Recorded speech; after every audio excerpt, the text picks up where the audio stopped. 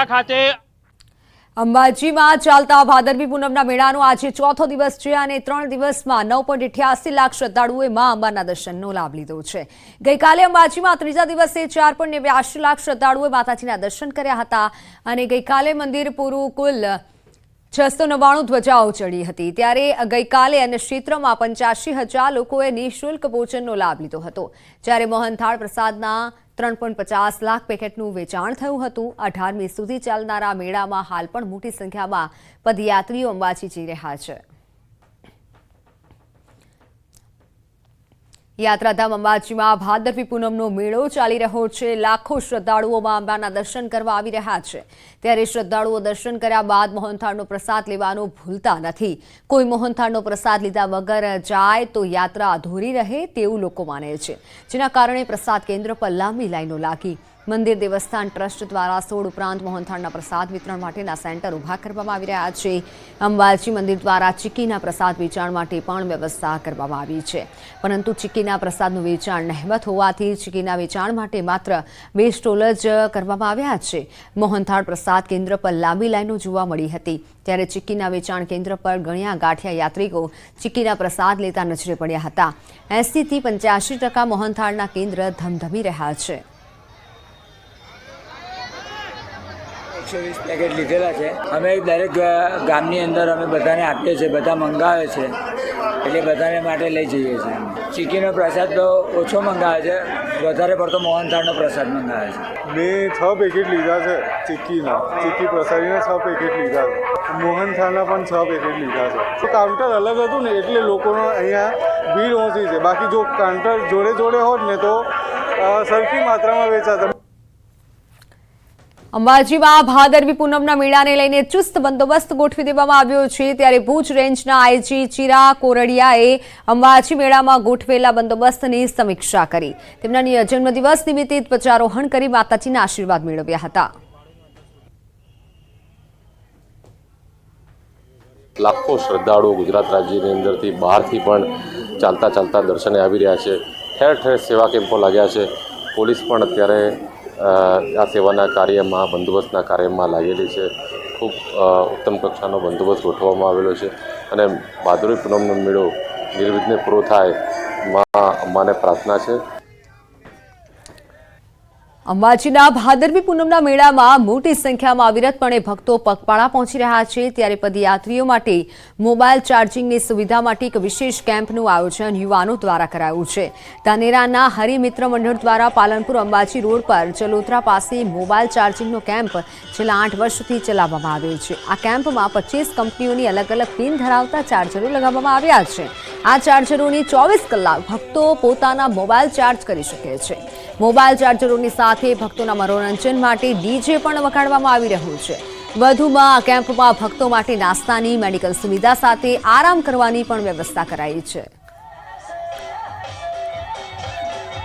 અમે લોકો મિત્રો મળી અને આ કેમ્પનું આયોજન કરીએ છીએ, જ્યાં કમસે કમ 20 થી 25 ચાર્જરો મૂકવામાં આવ્યા છે અલગ અલગ પિનના, તેથી ચાલતા જતા માણસો ત્યાં ચાર્જિંગ કરી શકે છે। એ ચાર્જિંગની સાથે સાથે અમે લોકો ગરમા ગરમ પોહા પણ આપીએ છીએ। એના અંદર અલગ અલગ જાતના ડ્રાયફ્રૂટ નાખવામાં આવે છે તાકી માણસોને ચાલવામાં તકલીફ ન પડે। સાથે સાથે અમે લોકો ચૂરમાના શુદ્ધ ઘીના બનેલા લાડુ બી આપીએ છીએ। અમને ખાસ કરીને જ્યારે અમે ચાલતા જતા હતા અંબાજી, ત્યારે અમે જોયું કે આખા રસ્તામાં મોબાઈલ જ્યારે ડેડ બેટરી થઈ જાય ત્યારે મોબાઈલ ચાર્જિંગ કરવાની બહુ તકલીફ પડે છે। એટલે અમે અહીંયા આગળ આ રીતનું આયોજન કર્યું છે કે જેથી જે માણસો પદયાત્રીઓ મા અંબાના ભક્તો આવે છે તો એમને મોબાઈલ ચાર્જિંગની સાથે આરામ પણ મળી રહે। કે ચાર્જિંગની સુવિધા એના અંદર 25 જેટલા અલગ અલગ ચાર્જર, જે દરેક મોબાઈલ જે પોતાની રીતે અલગ અલગ લઈને આવતા હોય છે, દરેક માટે મોબાઈલ સરસ રીતે પ્રોવાઈડ થઈ જાય અને દરેકને ચાર્જિંગ પ્રોવાઈડ થાય એ માટે સંપૂર્ણ પ્રયાસ કરીએ છીએ। અને આજ સુધી છેલ્લા 8 વર્ષની અંદર એક સરસ સરાહનીય પ્રયાસ રહ્યો છે અમારો કે એક પણ મોબાઈલ કોઈ ખોટી રીતે ગુમ પણ નથી થયો અને સંપૂર્ણ સેફટી સાથે અમે કામ કરીએ છીએ।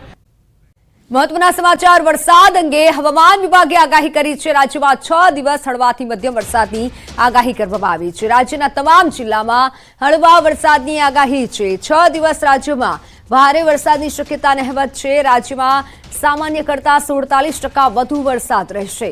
કચ્છ સૌરાષ્ટ્રમાં સામાન્ય કરતાં 75% વધુ વરસાદ। સૌરાષ્ટ્ર અને કચ્છમાં અત્યાર સુધીમાં 498 મિલીમીટરની સામે 870 મિલીમીટર વરસાદ નોંધાયો। સૌરાષ્ટ્ર અને કચ્છમાં અત્યાર સુધીમાં 75% વધુ વરસાદ નોંધાયો છે।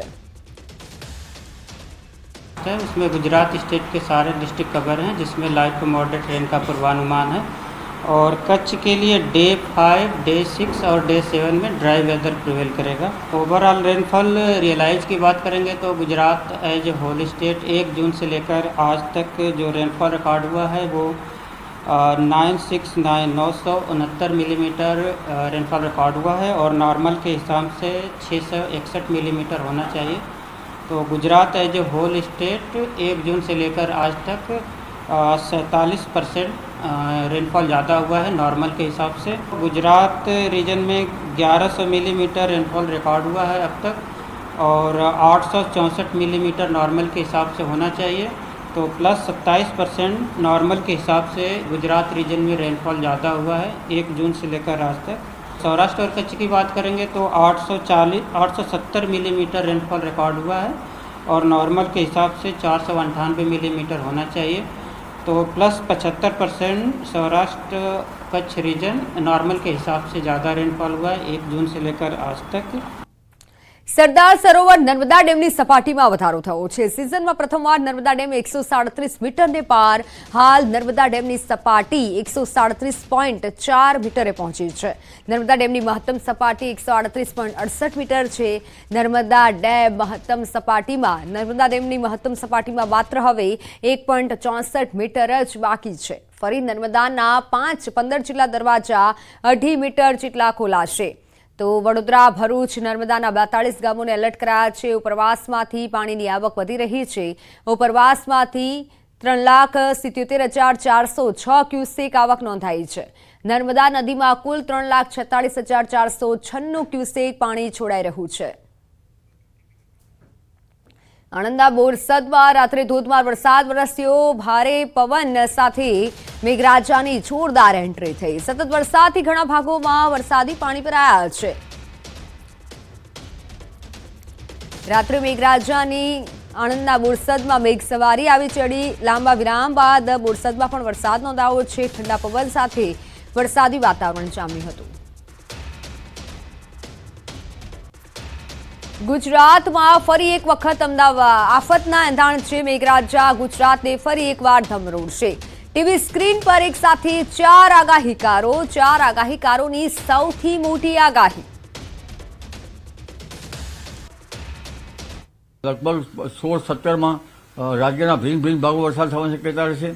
એમાં લગભગ પૂર્વ ગુજરાતના ભાગોમાં કંઈક સારો વરસાદ થવાની શક્યતા રહેશે। રાજસ્થાનના એડજોઇનિંગ ભાગોમાં સારો વરસાદ થવાની શક્યતા રહેશે। આ ઉપરાંત મધ્ય ગુજરાતના પૂર્વ ભાગમાં વરસાદ ઝાપટા પડવાની શક્યતા રહેશે। સૌરાષ્ટ્રના ભિન્ન ભિન્ન ભાગોમાં વરસાદ ઝાપટા પડવાની શક્યતા રહેશે।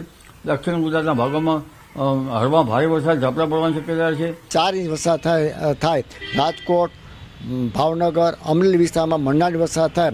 અને જે હાથીઓ બેસે તારીખ 26/9 હાથીઓ બેસે છે અને હાથીઓ જે 7 તારીખ પૂરશે તે વરસાદ નોરતાની અંદર પડશે। ગાજવીજ સાથે વરસાદ થશે। જે પણ વરસાદ થવાથી સમગ્ર સૌરાષ્ટ્ર અને ગુજરાતની અંદર વરસાદ થશે। શિયાળુ પણ પાક મબલક થશે તેવું મારું પણ અનુમાન છે। કોઈ પણ ખેડૂતની ચિંતા જેવું અત્યારે જે ચોમાસાનું પાક પાણી બગડશે અને ખેડૂત પાસે સાચવવું જો અને શિયાળુ પાક મબલક થશે તેવું મારું પૂર્વ અનુમાન છે। જે દક્ષિણ ગુજરાત સુધી અમદાવાદ સુધી બહુ વરસાદ થશે એટલે હજી 20 તારીખની આજુબાજુ એક મોટો જે બંગાળની સાગરમાં જે વાતાવરણ ઊભું થયું છે એની અસર આવશે। પણ દક્ષિણ ગુજરાત પૂર્વ ગુજરાત અને અમદાવાદ થઈ અને કદાચ બનાસકાંઠા થઈ અને એ સિસ્ટમ નબળી પડી જશે એવું અત્યારના સંજોગો લાગે છે અને ત્યાં વરસાદ આવશે। જે ટૂંકા ગાળાની મગફળી હોય સોયાબીન હોય કે અન્ય પાકોનું જે વાવેતર કર્યું હોય ને એ પાકો છે તૈયાર થઈ ગયા હોય તો એને રાપલી અને જે હાર્વેસ્ટિંગ કરીને સાચવી લેવાનો ખૂબ